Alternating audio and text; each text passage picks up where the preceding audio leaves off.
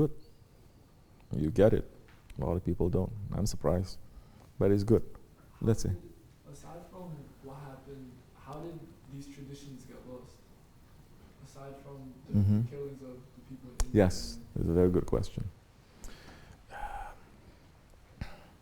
For anything to be really effective in a society, because here we're talking about societal change. It's not just personal preference, societal change. In order for anything to be effective in society, there has to be authority and power to exert that kind of influence for it to happen. Okay? How did people forget? They forget because one thing, they are attracted to something else, and they start to repel that which they have. Okay? So when you have powerful people, when you have the government, for instance, that is secular, okay, and it keeps talking about bad Muslims and Islam being backward, and the mullahs and the sheikhs are being very corrupt, and people understanding everything wrongly. So when you have this direct influence by the people in power, the people will start changing their minds. They're repelled by it. Then, when they say, for example, you need to look to the West because they're enlightened, they're liberal, they're democratic, they have this, they have laws, so you get attracted to it. Okay? Understand that Islam, like I said before, for over 1,000 years, there's never been a problem of civilization. We entered to every civilization, east, west, north, and south, right? And we took the best of it. We took the best from the fire worshippers, for Allah's sake. You know, if we can take the best from fire worshippers, why can't we take the best from those ones who love Hazrat Isa so much they decide to call him Lord? You understand? So there's no problems with taking from earlier civilizations and to make it Islamic, but that's not it.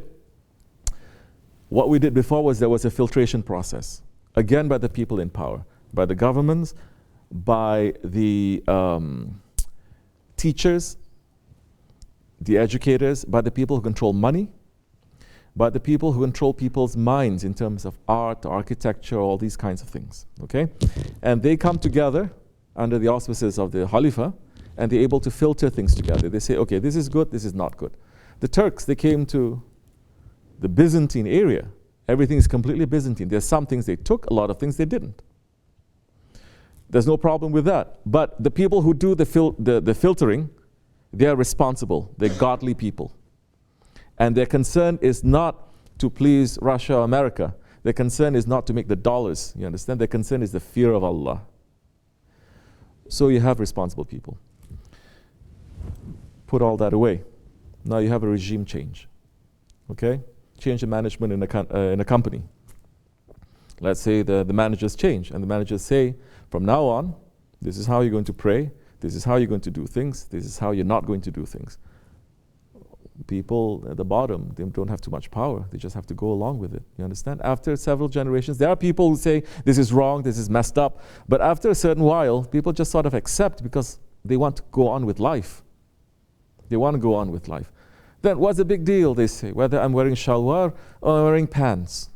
It's no big deal. I can give it up. What's the big deal between wearing a turban and not wearing and wearing a baseball cap? There's no big deal. But it was a big deal for a while, but we're convinced that it's not a big deal anymore, and that we try to find arguments anywhere just to support our way of doing things. People can do that. You can find in the Quran arguments to support blowing up people. You can find in the Quran arguments to support forgiving people. Correct? So now Quran. There are 50 people here. 50 people will have 50 different interpretations of the Quran. Allah never sent the Quran alone, which is why He sent it with a prophet. And the prophet is going to say, alayhi salatu wassalam, understand the Quran like this, not like this, not like this. Then what happened? They take away this messenger, you understand, the interpreters. Those one is going to interpret the religion properly. They replace that. They take that out. They put others in that will follow their ideology. And they say, it doesn't matter whether you pray 8 rakats or 20 rakats. It's not that it doesn't matter. They put in a new regime that says you have to pray 8 rakats. You pray 20, you're going to go to hell. You cannot say Allah, Allah, Allah, Allah. You cannot make zikr. There's so much arguments against that, of course. But they have the power. What can we do? Correct? If they say it is haram to do that, what can you do? So many Muslim countries, you cannot even sit, you know this, to have a talk like this. Correct or no? Police are going to come. They're going to arrest you. They're going to say, do you have a license to speak? Correct? In the oldest university city in the whole world, Kahira, you cannot have these kinds of talks unless it is sanctioned by the government. Same thing in China, same thing in Malaysia, same thing in a lot of Muslim countries now. So it's state controlled. The Ahl Sunnah Imams, they are notorious for going against the state. The four Mazhab Imams, they were all martyred. Imam Abu Hanifa, he was tortured until he died because he refused to occupy the highest legal position in the country. Like he refused to be the highest ranking Supreme Court justice because he says, if I do that, then I have to follow what you say because you're paying me. He says, no, I will not do that. So yes, there is a system of check and balances in the 1400 years of Islam also. So that's how we start losing it. And then there is this drive, look at it clearly, in the 1920s. You had the First World War. What happened before that? Muslim countries, 1700s, 1800s, they start being colonized. You get a lot of that influence there. Okay? Then you enter into First World War. Complete disaster. Almost a whole generation of young men destroyed. You understand? Then you enter into the period where the Khilafat fell. It's another big disaster now, for the Muslims I'm talking about. Then Second World War came. What happened before the First World War? So many countries are still under colonial rule. Second World War, like this or like that, most Muslim countries gained their independence. When they gained their independence, those people who say, now we are independent from Western rule, what did they go for? Did they go for the rule that was with them for over 1,000 years? No.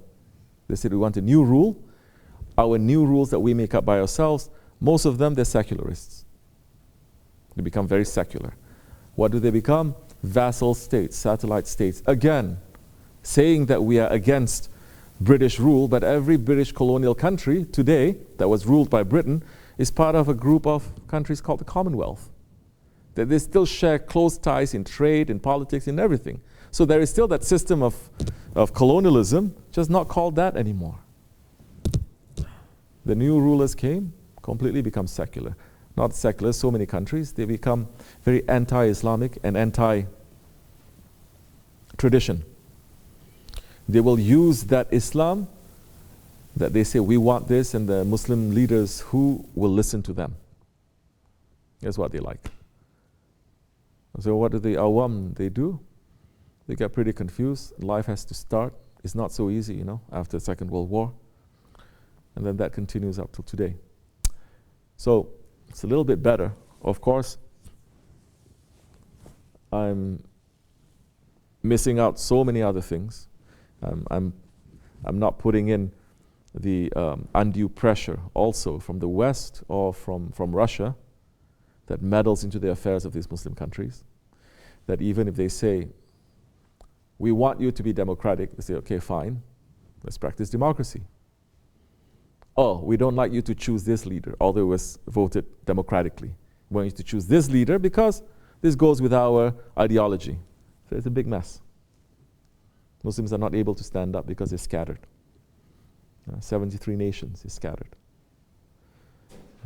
We used to be together under a Khalifa. Together is not by just saying, oh, we must be together, we must be united. It's just empty words, you understand? You cannot be together unless there's organization. Unless that organization is also given power and influence. So we don't have that. But this is where the spirituality kicks in also, because Prophet ﷺ has told us certain things that are going to happen towards these days, end of days. Then there are certain spots. What do they concentrate on in terms of religion? Rituals. It's not really answering your questions about who am I? Why am I doing this? Why do I keep doing this? How do I make my heart to become a little bit easier? Real life questions, you understand? They say, no. Just learn, recite the Quran, read some du'as, everything will be okay. Just pray, make du'a, everything will be okay. So we have proliferation of masjids, but they're empty. And you have imams that only know how to lead prayers, but they can't address to the Jamaat. Especially the Jamaat that born here, grew up here. Because they have their own special set of challenges, no? So people then forget. They cannot make that connection between religion and their life anymore. It becomes disparate. No? So you have certain places where if your heart is looking, Allah will pull you to certain places. If you are looking, if you're asking, if you're trying to learn. What is Sufism? What is Tariqat? What is Tasawwuf? Did the Prophet ﷺ teach this? Yes, he did. To very selected Sahabis. Those who want, they say, go to you. What is it? It is to know Allah. That is the reason of our creation. To know Allah and to worship Allah.